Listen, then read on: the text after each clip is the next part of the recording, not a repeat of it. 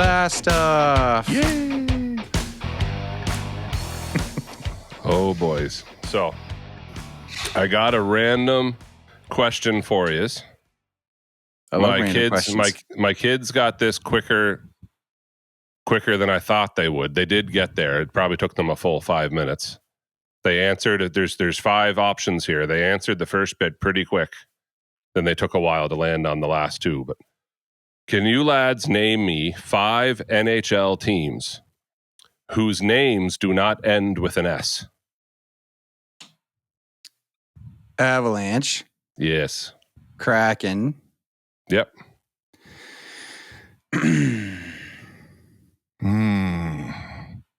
Don't end with an S. I'm not. Don't Google it, Philip. Hey, buddy. Hey, you going to bed, bud? Come here real quick. The Wild. Bet you he knows. The Wild. Yeah. Love you, buddy. Yes, buddy. The Wild. Can you give me one go, Avs, go? Right in here. Say But go, does Avs, that go. count? No? Can't do it? All right. That's a boy of good taste right there. He wouldn't do that. He's got his limits. Loudly and proudly. Did you say hockey club? Okay. Yeah. Okay. Yeah, I'll take it. Lightning. Man, he's got that pretty quick. Did you say Wild I said already? Wild, Hockey Club, and Lightning. Okay. Yep. There you go. So Avalanche, Wild, Kraken, Hockey Club, Lightning. Yep, those are the 5. That's a good one. But I didn't realize it until I saw the question and there was no answers there. And I was like, my first instinct was Lightning. Avs. Oh, gosh. And then I sat there for a second, and then I landed on Wild, and then I landed on Kraken, and then Hockey Club didn't occur to me till... Yeah, I would have taken a while to remember Hockey Club. Yeah, well, that's it. Now, my boys got that right away last night. That was the second one they said, and they took a while to land on Wild. Yeah. They sat there for a minute, kind of stuck yet, but... Some people say avalanches, so it depends. Yeah, they would be incorrect. Look at the deers and mooses go by. The Krakenses and the Wildses. So, speaking of funny names, do you think the new Houston hockey team will be called the Houston Horsies? No. Wow. I hope so. Something like that? So. Well, I mean, Rockets are already taken. Oilers are taken. I doubt they're going to call themselves... Yeah, Oilers are taken. They're not going to call themselves the Apollos or anything. I can't imagine. I don't know, what would be a good one? I don't know, but just so everyone's catching up, and then we could discuss names here. There's lots of rumors around not 1 but 2 more NHL expansion teams. There's a big move, I guess. Elliot Friedman's reporting that the NHL is more interested in doing 1 team at a time, not 2, even though they want to lay the groundwork for 2, and partially because they're worried about talent literally watering down. Like, it's one thing when a new team comes in, you wait a couple of years and then they get to pick, right? And get to stack their team. Like Vegas did very well with it. The Kraken did okay with it, but to raid teams for 2 more NHL teams feels like a lot to people, and I think that's fair. It would make sense, though, 1 in each conference. I'm also... if they did do it, but... It would, and if you can only pick from... Because in the past, they didn't stick to conferences with where you were picking your players from. They were sticking with, anywhere, right? Like, you get to pick your... Yeah. But anyway. And 2 teams at a time seems like a little much. So, I'll give you the Spark Notes version of what I understand is happening in Houston. The owner of the Rockets was sniffing around an NHL team. And I guess he's not big into NHL, but it was almost like if one's going to come here, I want to own it so he can protect the rights to his building, et cetera, et cetera. Because if there's, you know what I mean? Like if someone else came in town and they weren't going to use his building, now he's in competition for another building in Houston that... And we know this goes beyond sports. You're renting it out for conferences and concerts and all these other events, right? And now you got competition within your city for that big building. So that's fair. But I guess what he offered the NHL, no one knows what the number is, but the number was way too low. And fairly recently, the latest sales, right, was the Tampa Bay Lightning sold for $1.8 billion. So that has moved the market up. Like when Pittsburgh sold and when a couple other teams sold, like they were at $500 million and then 0.8, but nothing had ever crossed. And then the Lightning, but that was a few years ago, to be fair, right? And then, and we know like the Vegas fees and the Kraken fees weren't that high. They were up, quote me if I'm wrong, but like mil. One was 750 and one was 600. It was under $1 billion. Anyway, but and everyone was talking like it was a bargain. But this movement is, so then this new guy came to town that used to be with the Fenway Group, and he since left them and has been working with this new guy that I'm going to mess up his name, but I guess he's got pretty deep pockets. And the guy that came from the Fenway Group, very involved in sports, he hired him to just do sports. And they're not only interested in coming to Houston, they've offered close to $2 billion for the expansion, which is around the Tampa Bay Lightning number, because you can't go backwards. You can't have someone buy the Lightning for 1.8 and then the new guy, just buy a new one for 4. Like, you can't do that. Do you know what I mean? So like, I get where they're going with that, but it's still, holy cow, almost $2 billion for an expansion team. And this new guy wants to build a building. So that's the rumor. And then the Houston Rockets owner now wants back in, probably because he heard the rumors of the new guy wanting to build a building, which is why he was interested to begin with, but for a lot less money. So that's the Spark Notes version. There's a lot more to it than that, but it looks like a very real possibility that the Houston, whatever, insert name here. The Houston, right? Texas barbecues. Well, I guess they're the biggest city in North America, literally, to not have an NHL team. Right on. Like there's no other city bigger than them that doesn't have one. They are the next biggest one that doesn't have a team. They've been talking about Houston for a long time for that reason. But the other one I wonder about is they're going to want to put a team back in Arizona because it's the largest third largest metropolitan area, not city, but that all hinges on whether that new arena gets built from Alex Murillo. But and I wonder how much they're rushing to that. Like the city, anyway, we're really deep into the hockey weeds here, but the city there has really kind of, and they had a vote, right, too, on allocation for land and all the stuff and everything. Well, they're tired of dealing with this guy. Yeah. Because he's late on payments and he's kind of seems like he's nuts. So they really don't want to deal with him. So I think the NHL's hoping that someone Didn't else I see a report come out, though, about 2 weeks ago that's saying that the city wasn't going to talk to him anymore regarding future plans with any arena or hockey-related business? Or... Well, Phil, I didn't see that, but it sounds true. I could be. Because there's been a lot of stuff around that. I could be true. No, they said that at the like back when when it started to come out that Arizona was gonna be done. Yeah, that was the time where the city had public comments on saying the Arizona public comments saying they weren't going to deal with them. Maybe that's what I was just late reading it too. That's definitely been out there. Yeah, but yeah, it's so. I felt like him looking crazy. Is that a little bit of the chicken or the egg? Well, I saw him in the press conference with Gary Bettman, and he kind of seemed like a little off. He seemed off to me, and Gary kept trying to every time Gary looked at him, it was like, oh, don't say anything stupid, and he just kind of kept interrupting him to explain things because I don't think he trusted him to say anything. But there was also this whole, the city was going to give them land, and then they didn't give them land, and then they knew they needed a new building, but we'll play here for now while we clear off this piece of land. And then people in the city voted, no, you can't have that piece of land because they didn't want it developed there. And yeah, he had committed and had concept plans all drawn up and everything for this arena before he had the approval. And when he started talking about it, it was like, oh, this arena is going to get built. But then it came out that the city hasn't even given any kind of a permit for this thing to be built. And it was like this multi-block, huge,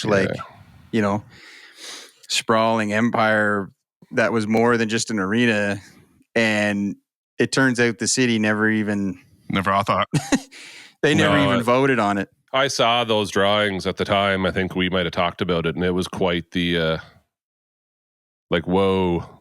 Yeah. This is advanced, and yeah, it was quite large. Yeah. But I know it was quite large with the intentions on hosting more than hockey. Mm-hmm. Do you know what I mean? Like, I know that's the it was supposed to, yeah. It was supposed to be, more than just the Arizona Coyotes, but, I think they wanted to push, like, American, like, prospect development teams and stuff like that, and there was a whole lot of stuff they were talking about. But anyways, this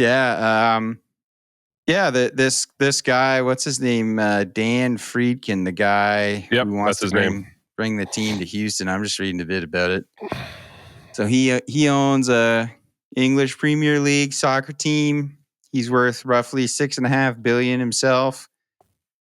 So, but yeah, I mean, I just kind of had the same sort of, like, what we just talked about when I heard about this was like, okay, well, I'll believe it when there's shovels in the ground. Yeah. Yeah. Digging a place to put this new building. So there's another group that is pushing hard to bring another expansion team, not to Phoenix, Atlanta. But to Atlanta. Yeah, I've heard there's a lot of buzz in Atlanta right now too, because it's also, is it the 5th largest metropolitan area it's up in the there. States? I think something it's like that. And so it's obviously it's one of the largest as well. So it makes sense population wise, but they've already tried it. So, like, that's where I'm at, Phil. I know if you got an owner that has a vision, or like, look at Utah, for instance, right? Like, that guy, forget his name, but when he went and got that team this time last year, it was announced.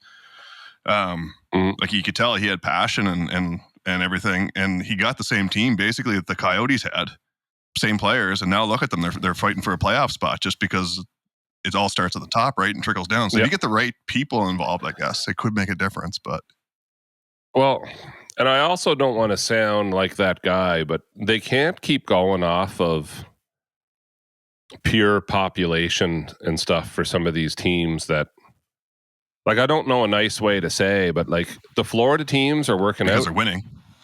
And I think they're only working out. Well, one, they're winning, and two, who lives in Florida? Not all Americans. And I'm not trying to be an idiot, but like, at any given time, if you watch either one of those games, especially the Tampa games, because it's closer to Orlando and Kissimmee, and right, it doesn't matter. It doesn't seem to matter who they're playing.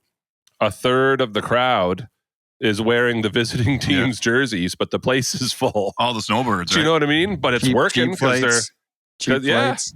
And and it's not just like, watch when they play Columbus, the place is packed. Do you know what I mean? And it's like the Leafs take them completely. I don't know, like right. And it's true, and it's the same when Montreal visits. The place is or when the Rangers go down there, because you got all. Yeah, it's all the same, and Florida being where it is, like the Panthers, it doesn't seem to be as much as that, but it still has that. Like, it's a wonder, I guess, in my mind, especially going along the East, it's a wonder that even Carolina has worked out as well as it's had. But Atlanta, they've tried this and it didn't. Well, I think the thing with Atlanta is they never had a chance. Like, they were terrible the entire time. Yes, they were. To be fair, they were, when I think of the Atlanta Thrashers, I like cringe. Oh yeah, they were horrible because they were awful, and like, they had some good players there. Famously Kovalchuk, and you know what I mean? But like, they were so bad. I just think, like, how is a new, you look at Vegas, and yes, I mean, the success of Vegas is kind of where it is, but I think it's more that first season, the whole Misfits thing and all that, like, that sparked.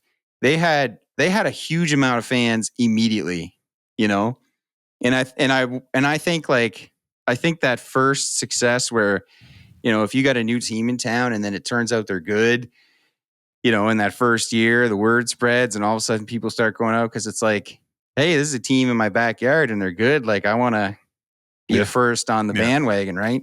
And I just think Atlanta never had that. They were so bad. They had like the worst. Don't they have like the worst, one of the worst records like in history? The they do. Ever? It was just a horrible franchise, but like ever. You say, like they had a legit chance of actually getting there. They had some players, but they had poor management, right? Like they just had. It just seemed like they could just never put a team together to actually compete on the ice, right? And that kind of makes you wonder. And we know if it was money or if it was whatever. You know what I mean? Yeah, because you're not wrong. When you have a talent like Kovalchuk, and for a while, granted all his troubles that he had, but you had Danny Heatley along with Kovalchuk, and you managed to screw that up. Like them in their prime, I'd take that now in a second. So how did you mess that up? Do you know what I mean? Like I know Heatley had some troubles there, but like I'm with you on that one. I get that.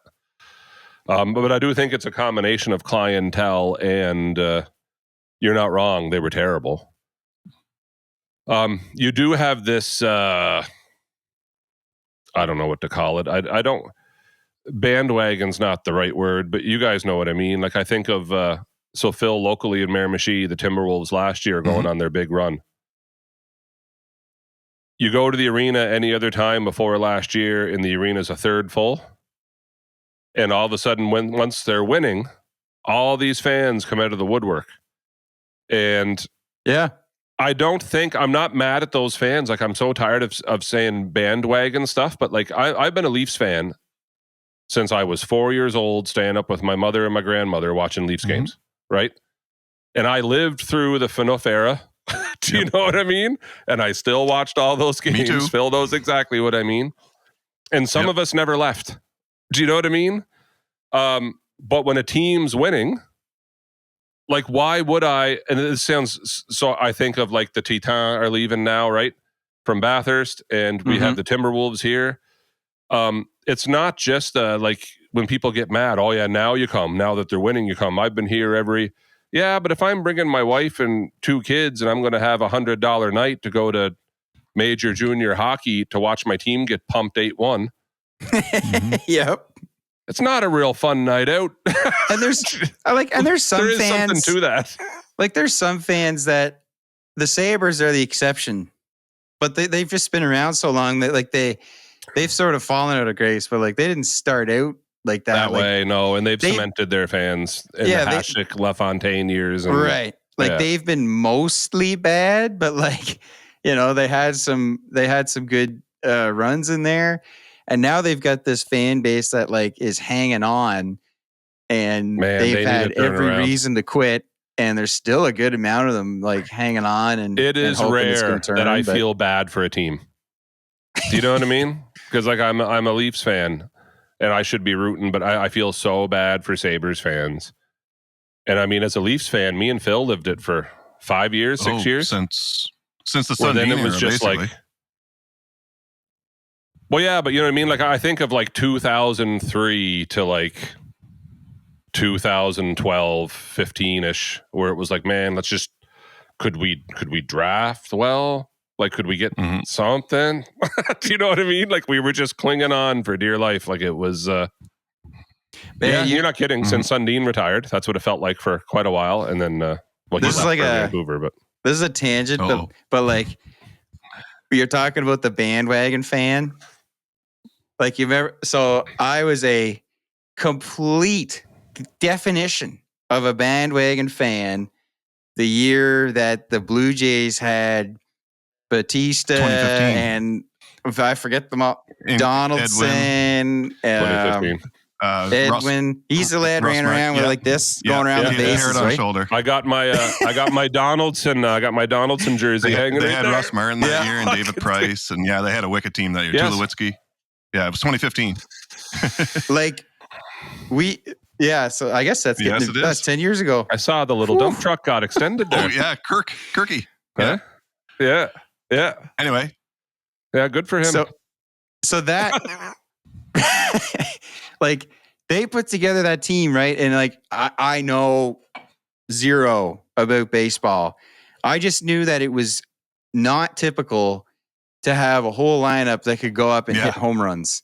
You know what I mean? It was like everybody who went up could hit home runs. Man, that was a fun year. As a non-baseball guy, I was watching all the Blue Jays games. Yeah. I didn't want to miss one. We drove to Ontario for like a wedding that year, me and my in-laws. And we had the game on the radio. We were watching it in the hotel. Like it was, you know what I mean? And then when they got, on the bat flipping the whole thing, and then when they got eliminated, I've never seen a baseball game again. I've never watched a minute of one. But you'd consider you know yourself... what I mean? So I was going to do a little segue here because he was talking about the Jays, and actually it was Kansas City that beat them out that particular year. And I'm looking here now, 7 cities that make sense in NHL expansion, and Kansas City is actually one of the teams popping up, or one of the cities popping up as one of the places that possibly makes sense just for... Well, that's true, because it was the Royals. Obviously, they have the Kansas City Chiefs. I mean, it's a pretty big sports town. It is a big sports town. You think that could support that? Yeah. But it's just like it's the Midwest, so people. Well, and that's what they say. Like they say, hockey is increasingly growing more and more popular in the Midwest. So they're talking Kansas City, and actually there was another one here too, Milwaukee, as two destinations that could potentially support an NHL team as well. So Milwaukee. It makes sense. I mean, winter states. Like, I don't see why. Yeah.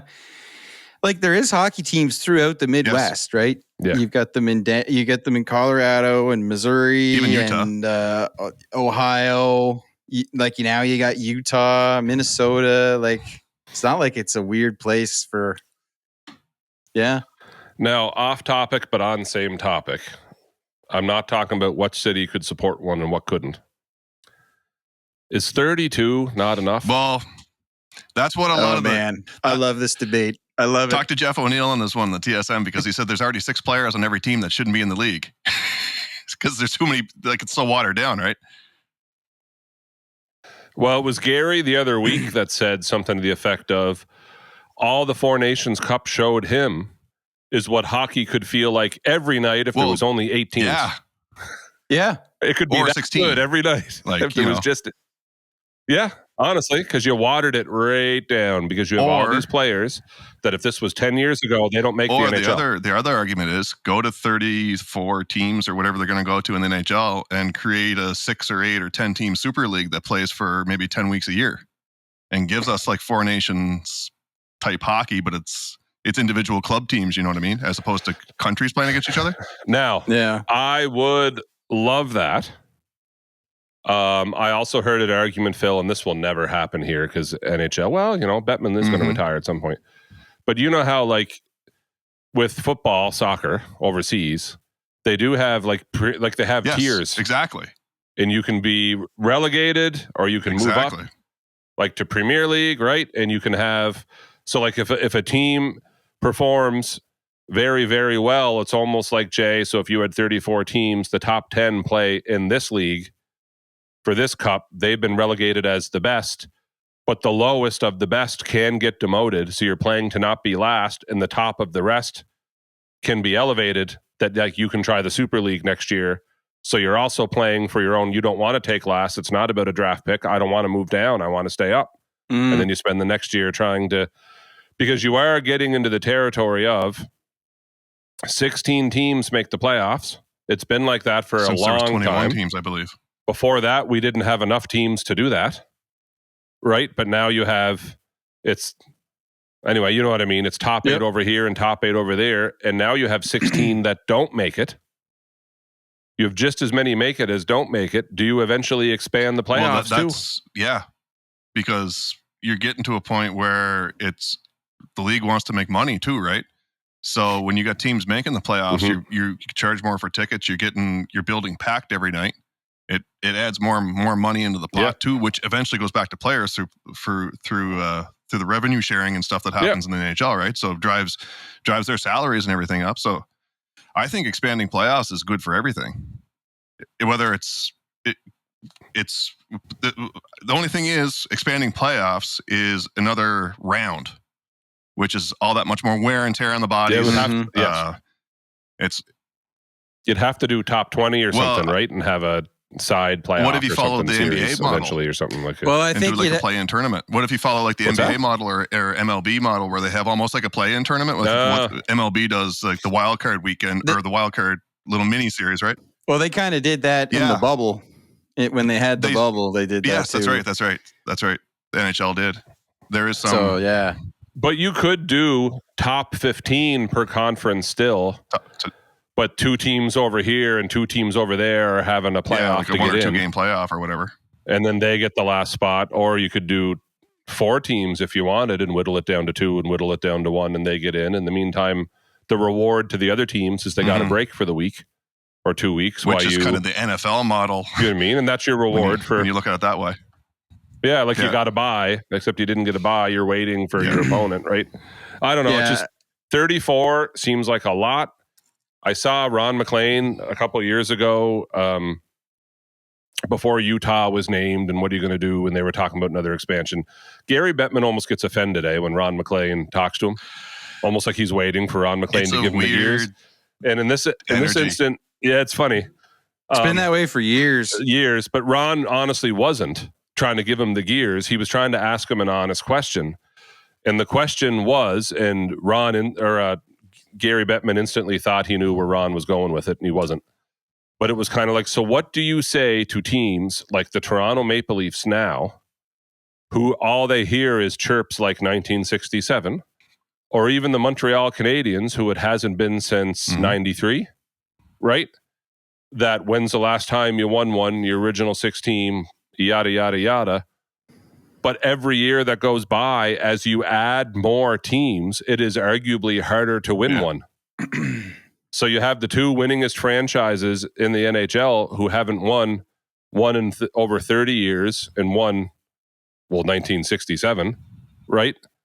And since they've won, you've added 2 teams, and then you added 2 more teams. And next thing you know, you've added 12 teams. And now you're looking at 34 teams.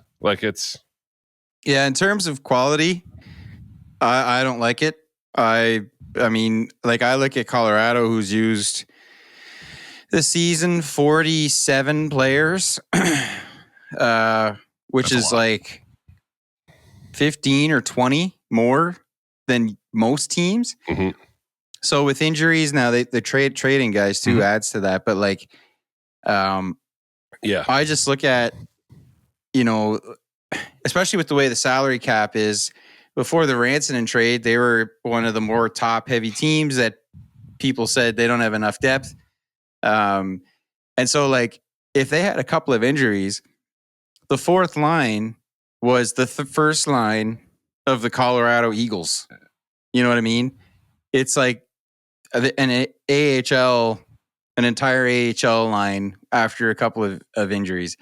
So that's the depth you're talking about. Now, deeper teams, they're going to have a little bit less of that. But like you said, it's a lot of players who shouldn't be, like Phil, you were saying, that shouldn't be in the league that are playing because there's just more roster spots than there is talent. But the NHL, as much as we are fans, the NHL only gets better to watch and more entertaining if the entertainment leads to better business for the owners.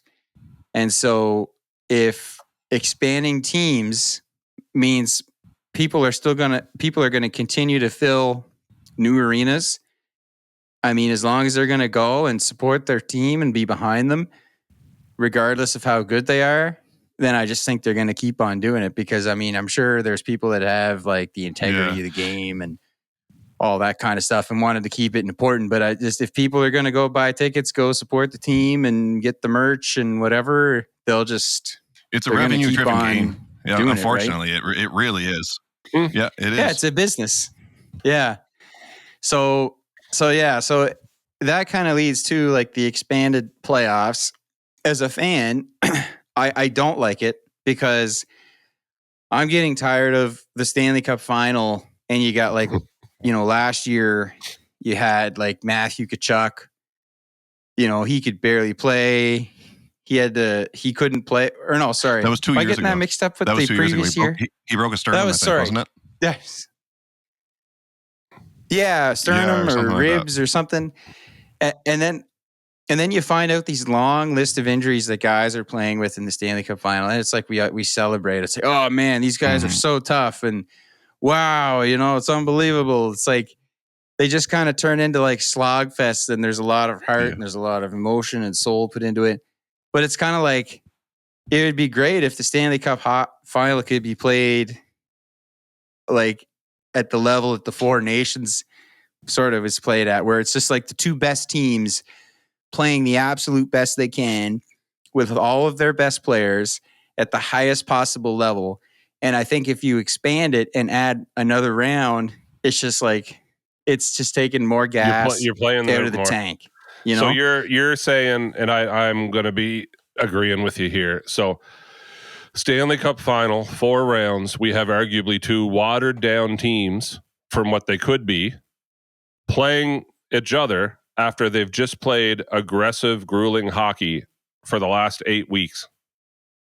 And and what they have left is not much because they're hurt so the longer you go, the more hurt you are. And then in the meantime, the flip of that is we just watched Four Nations.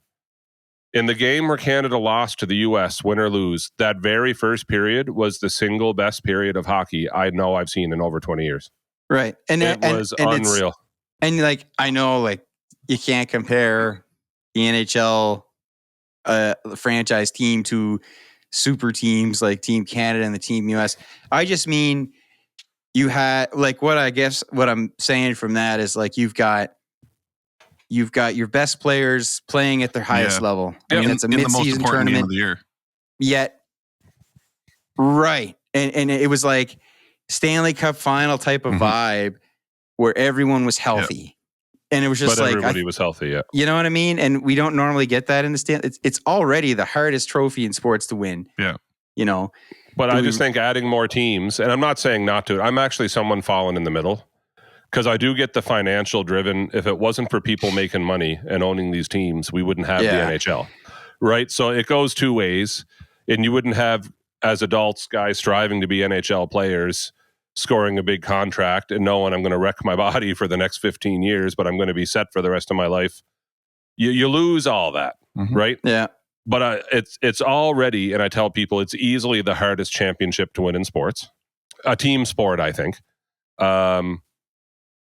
Yeah, minus a couple outliers there. You know what I mean? In the 4 North American sports, I would say. Yeah.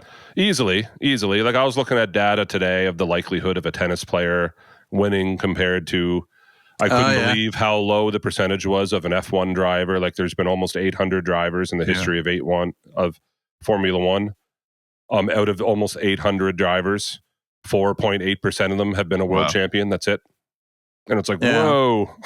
Do you know what I mean? Like, that's, whoa. But that's not it's a team, but it's not a team. It's an individual. Those were driver stats, right? And I just think of these teams that, like, think about all the dozens of players that we even had arguments over of, like, man, did they get snubbed? Like, they easily could have played for Team Canada, or these two easily could have played for the US. Like, there's more talent out there. And then, like you said, Phil, and then you got O-Dog saying there's easily 4 to 6 players per NHL team that not only wouldn't normally make an NHL team, they're getting paid $2 million. You know what I mean? And taking up cap space. And like on a... And it's not just players, like we're like goalies. Like, there's not... The goalie market's pretty watered down too, right? Like, it's hard to find a good goalie in this league now. And there's only a handful of teams that have a bona fide number one. So... Yeah, and we're about to expand, and those 2 teams are going to need 2 more goalies each, so 4 more goalies. So, like, it's a funny argument, right? Because, like, you're talking about that, and I'm thinking about it, and, like, the other side of me is like, well, wait a minute. Do you remember, like, 10 years ago or 12 years ago, Jamie Benn won the Art Ross with, like, 89 points? And now there's, like... Dead puck era. How many 100-point players are there now? And you're talking about, like, now rule changes and the game's opened up too, right? So it has.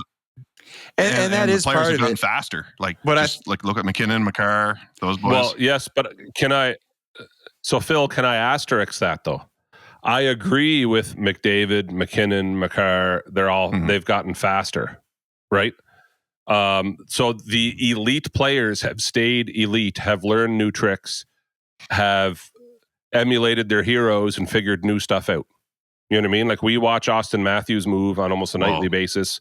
Marner, people don't move like that. Marner That's new. And there'll be a whole generation of kids trying to emulate Mitch Marner or Nathan McKinnon or Austin Matthews or Connor McDavid, right? But the argument here is if you've got 5 or 6 players per team now that normally wouldn't make the NHL if this was 15, 20 years ago, but your elite players are still elite. That's why they're having 140-point seasons, because like the defensive core on a team now isn't necessarily the defensive core that a team would have had 20 years ago. So it's a combination of the league has gotten slowly watered down with the elite players are still elite. There will always be elite players, and they're one-upping players of the past. They're learning new stuff. Like we watched the game the other night, and then I watched some of Colorado and Montreal, and man, nobody moves like Nathan McKinnon. It's absolutely ridiculous to watch, and that's new. That's not taken away from anybody else. That's pure speed. It's the way he moves, these little speed bursts he has. That's crazy.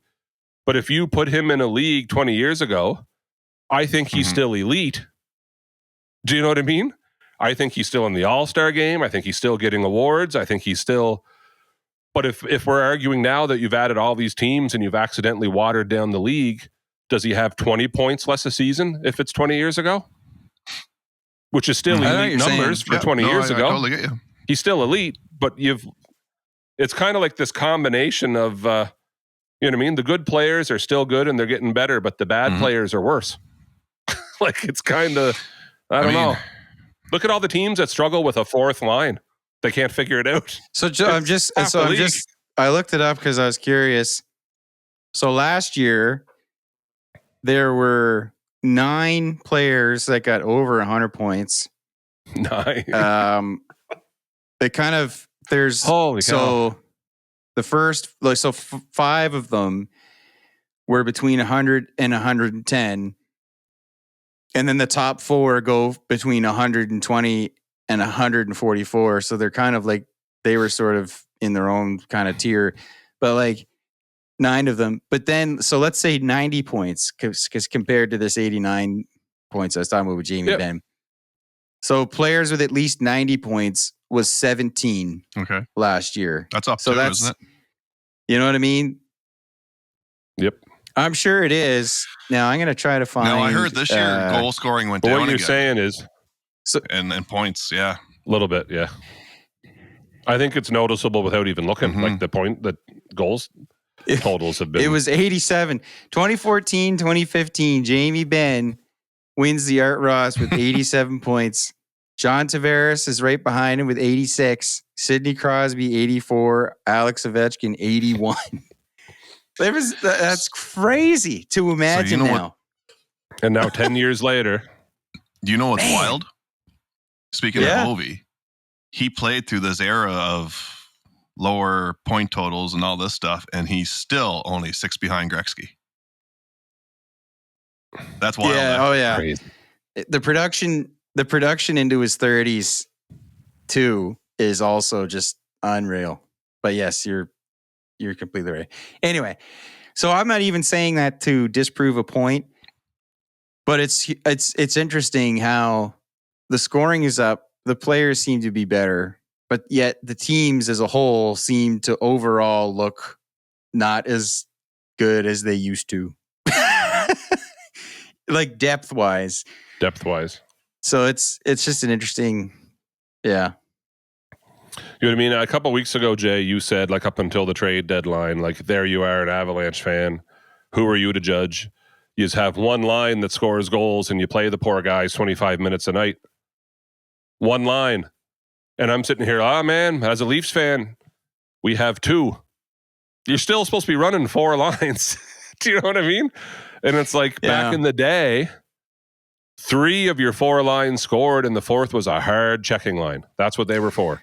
Well, and I think like the ice time of the top lines over time. I don't have any stats for it, but I'm quite sure that the time on ice is higher.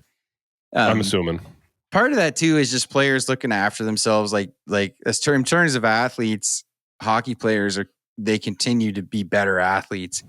And I think we're all over the place with this, but like, I think you're going to see like the age curve kind of extend further into the 30s now as players like take better care of themselves and understand that stuff better. Like I think peaks you will are with going to elite be players, but you're seeing more and more younger players get into the game too, right? So it's, you know. Well, yeah, for sure. Yeah. And I think, I think, Phil, it has to be elite players, right? Because if you're just an okay player, then what are you doing still playing at 38? Yeah, unless this expansion a young kid for less money can play the same as you. Yeah, unless this expansion goes through. And I do think Jeremy's on to something with the players. I'm forgetting. It was a player in an interview, and they were joking around. So John Tavares the other night had 2 goals again, another 2-goal game at his age, right? And he hit the bar once too. So like when he hit the post, it was like, man, 2 inches from a hat trick, right? And they were all talking about his age. And I think it was Bissonnette talking about someone that he knew that roomed with Tavares for a while. And the guy back then said Tavares had every meal that week on Post-its already taped to the fridge for the whole week on what he needs to eat, what day's a game day, what day's boys, I don't know what I'm eating tomorrow. Yeah, so he has it all planned out.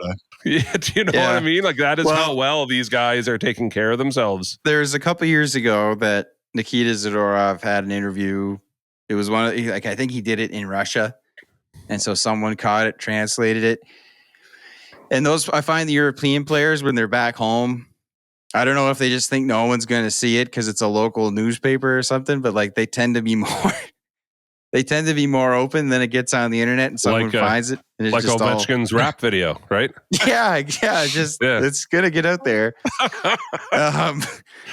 But he had it like, he was talking about like, he went quite in depth into how McKinnon kind of took over. Now he's a bit of a character. I think Zadorov is a bit of a character too. So like, I think you can take the extremity of it out a little bit, but still his point was that he overhauled like the post-game food, snacks and stuff that would be set out for players. Like he got rid of all the junk food, you know what I mean? And like the whole chickpea pasta thing came out because that's what he eats. And it's like he eats 0 carbs, you know? So like all this stuff about his diet came out and, you know, there's all these jokes about like, you know, like him being upset at players because they had a chocolate bar and stuff. But like, the thing is I remember, you know, a couple of years ago, there was some players, you know, and Avalanche players who consistently said that they got to Colorado and had career years because they started treating their bodies better and like started eating healthier and working out in different ways. And there was a bunch of them that said that. And it was kind of known for a while. Like you come there, like Valeri Nichushkin went like almost 2 calendar years in Dallas where he didn't score a goal. And now he's like a top point producer in the league when he's healthy. Andre Burakovsky came from Washington and immediately became a 30-goal scorer. And a lot of them attribute it to just the way they worked out and, you know, like stay disciplined with what they eat. Healthy eating, healthier lifestyle, all that stuff. Yeah. So that's like, I do think that's part of it. And now I think that you're getting a generation of players coming along where like they grew up only hearing about that. And so that's the benchmark. You know what I mean? Yeah. So I think, yeah, you're only going to see younger players contributing sooner. And I think you're just going to see the age curve. Like, and that's not to say like a fourth line player. I mean, there's been lots of them in the league. Like I think of like Andrew Cogliano, who was around forever. He retired in Colorado played into his late 30s as a role player. You know what I mean? So like he's not like a Alex Ovechkin's chasing down Gretzky's record in his late 30s, hitting 40. You know, he's a guy in his late 30s, you know, just being super effective on a forecheck and still having some speed to his game. So it's like, that's where I think the age curve can apply to anybody in whatever their role is. Then you've got Ovi with Dr. Pepper in his water bottle. So, that's right, He is the exception, not the rule. He is the exception, and it was because the trainers didn't want him to have Red Bull in his bottle anymore. He said, fine, and he put Dr. Pepper in there. Well, and like, I mean, this is going to not, you know, who am I, like, you're going to criticize the guy who's 7 away from Gretzky's record? If you watch a Capitals game, he doesn't do anything. Minimal effort. He'll go and he'll go and line up a guy and throw a huge hit. And that's awesome. It's fun to watch. But like on the power play, he stands in the circle. He stands there like his controller's disconnected with the stick. He holds it like this at his waist, stands completely upright. And then he just, you know, he waits for the pass. He one-times it in the net. But like, he just like, you know, it's not like he goes and is the F1 going in to get the puck back whatever. Like, if you're going to play in a line with him, you do the work, and he just stays over. I think he's the only one out there the full 2 minutes if the power play goes that long. Everyone else changes around him, but he stands right there in that same spot. And he doesn't have to go he doesn't carry the puck in. He's not the guy carrying it over the line. He doesn't have to do any of that. He just stands there. When the puck's in the zone, he goes to his spot. Now, I'm not even saying that in a critical way, because how can you criticize? I feel like he's earned that right, you know, to be able to do that. Just because how many other players have tried to do it and they can't. But this guy, Patrick Laine, would be the closest, maybe comparable, right? In the modern game, and he has the skill, but he doesn't have nearly the consistency. No, and not even close. Stamkos had a very similar power play setup with a different shot than Ovi, but it never converted at Ovi's rate. You know what I mean? Like, I don't know what the difference is, but very similar spot right above that dot, and it was more of a wrister than a one-timer. But that's the thing, is like Ovechkin could do whatever he wanted. He was still going to get a one-timer, and it was going in the net. Yeah. It just didn't matter. Ovi's the ultimate unicorn in the sport, really, because I heard an interview here with Brucey Boudreau here this week, and they asked him, I said, what was it like coaching Ovi? Because I knew Bruce obviously coached him for a few years there, and I guess they're still really good friends, Ovi and Bruce are. And all Bruce said, all Ovi would ever say, put me on, coach. Russian machine never break.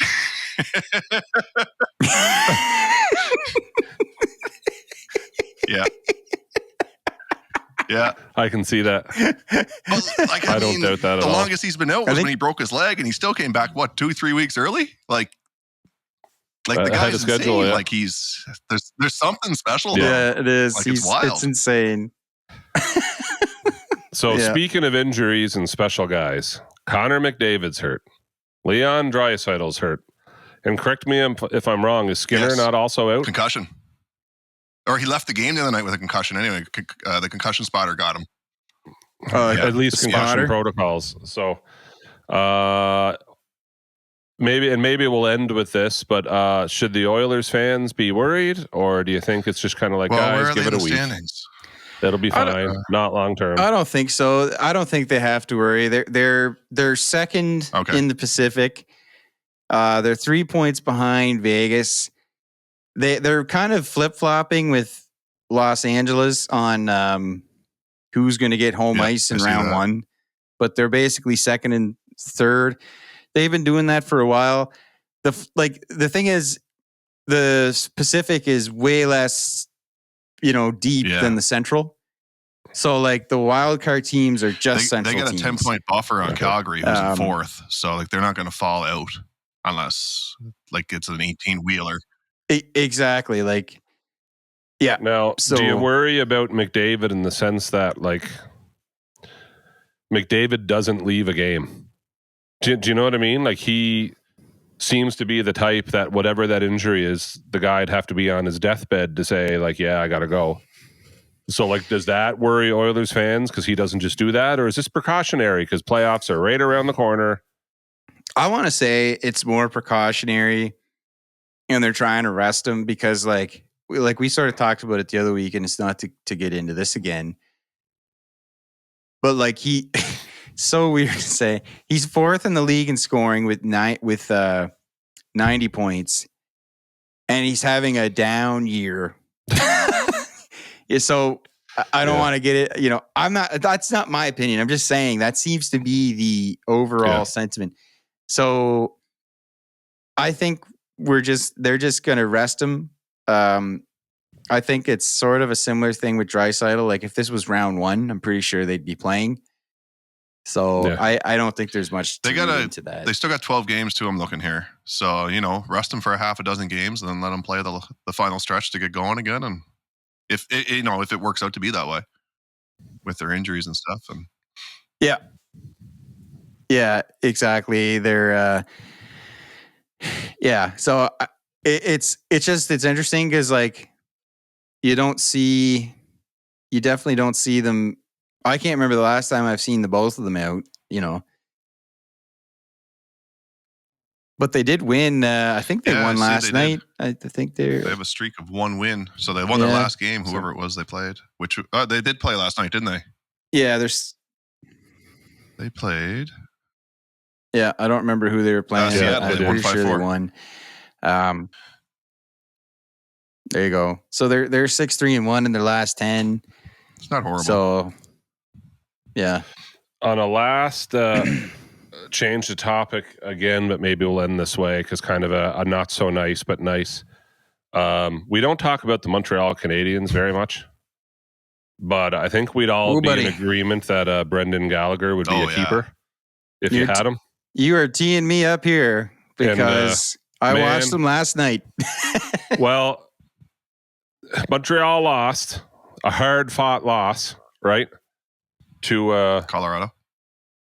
Anyway, I points-wise, I didn't want Montreal to win because, well, just as an Eastern fan, but I mean, it would be cool to see them in the playoffs. I'm not one of those guys, right, that I'm not rooting against them because they're Montreal. I'm rooting for certain teams because I think it'd be a better playoff match. I'm being selfish, looking for playoff matchups. So Gallagher's having quite the year where... So, Jay, were they not down? Was it 4-1?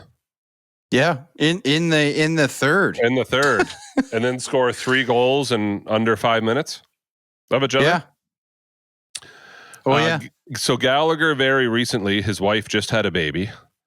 Also, very recently, his mom, who was a big-time supporter of his and has battled through stuff, has passed away. So he's having quite the emotional season. And with his mother having just passed away and they just had a child... He scores last night, right? A very big goal to get that to go into overtime. Yep. And the game before that, he also scored a very big goal. And this side story that I haven't seen the media pick up, but I saw it. Well, I think Spittin' Chicklets might have posted about it. And it was a user on Twitter tweeted at Brendan Gallagher that for the Hockey Fights Cancer game, this fan had bid on Brendan Gallagher's pink cancer awareness jersey in the auction and got it. And when he got it, the players can write on the inside who they're playing for.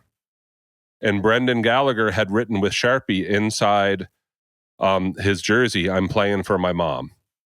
And now we know his mother didn't make it. So the fan tweets at him and says, "I hope you see this. If anyone knows how to get a hold of him, he should really have this jersey, not me."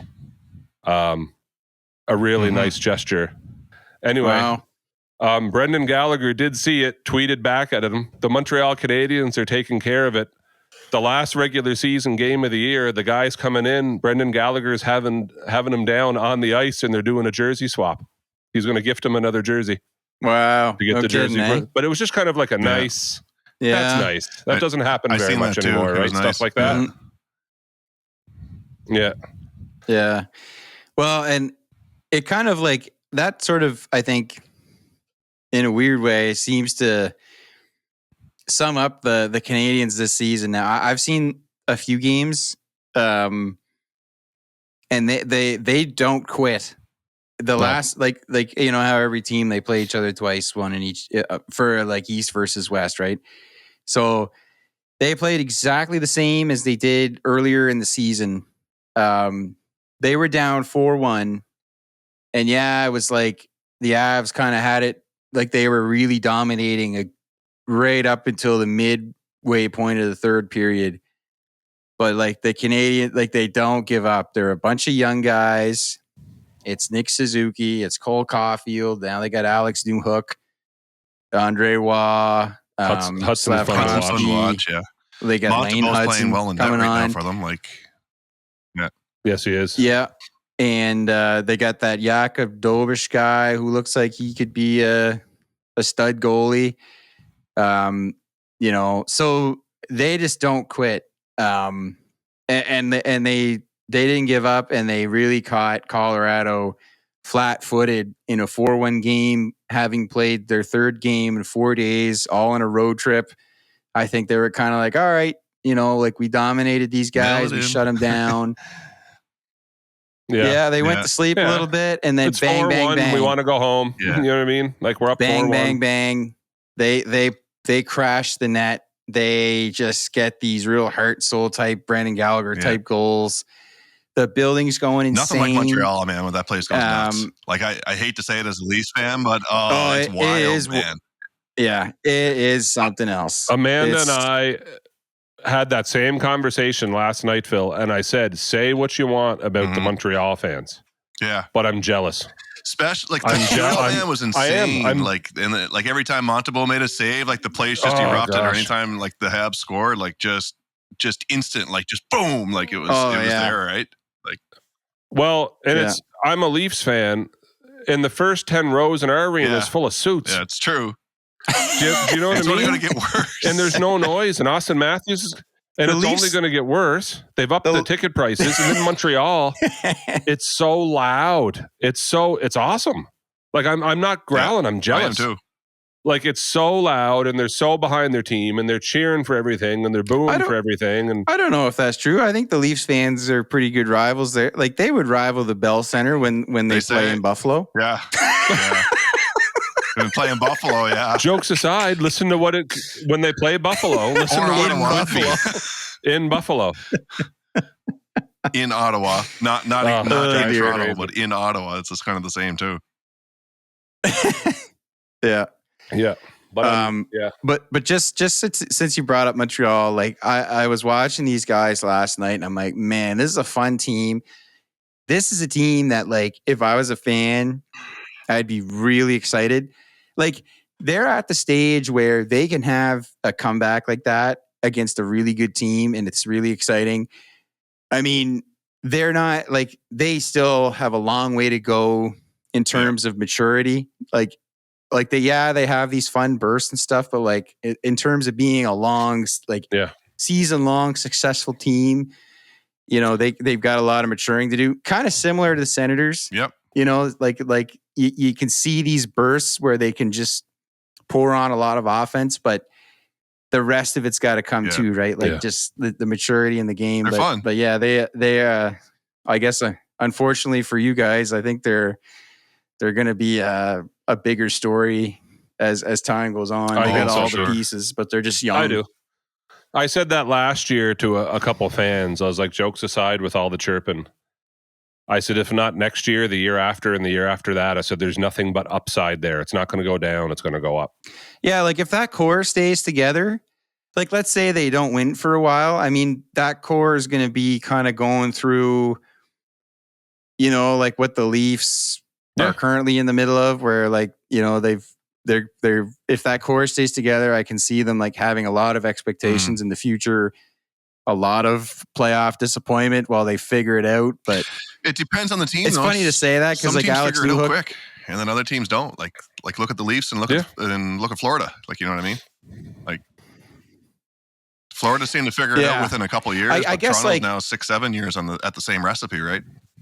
So there's different ways to go about it, because when you talk about Florida, I don't think of them as a team who like drafted their way into this like really solid core of players. I agree. Like, yeah, they have Barkov, right? You know, but like their best goalie, they're pretty much their best players all came via, you know, they were built by trades. And I guess that's the only thing I'm saying is like the Leafs had a core of players that they drafted. Colorado had a core of players that they drafted. That struggled for years before they got a cup. You know what I mean? So it's sort of like different categories, but yeah. Winnipeg, we always forget about them, but they kind of fit in that same category. Everyone forgets about Winnipeg, even though they're like second best team in the league.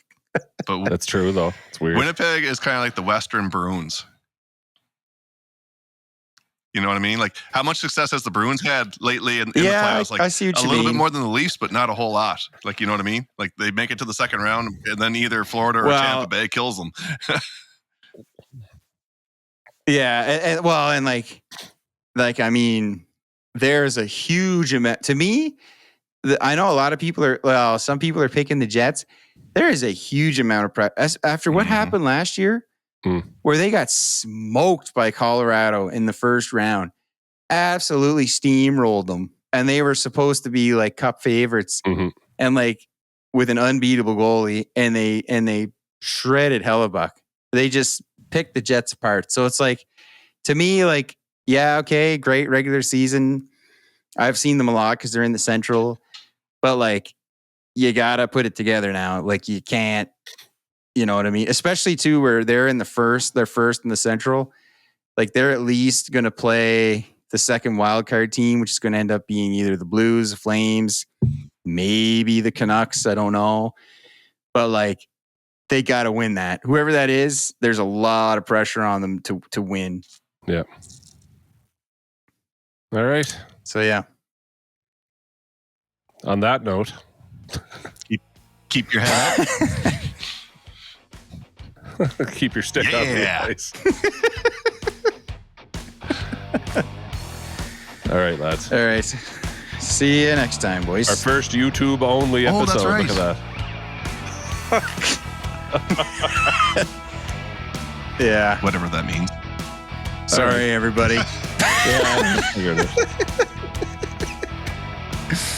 Thanks for listening, everybody. Yeah. Bye. See ya.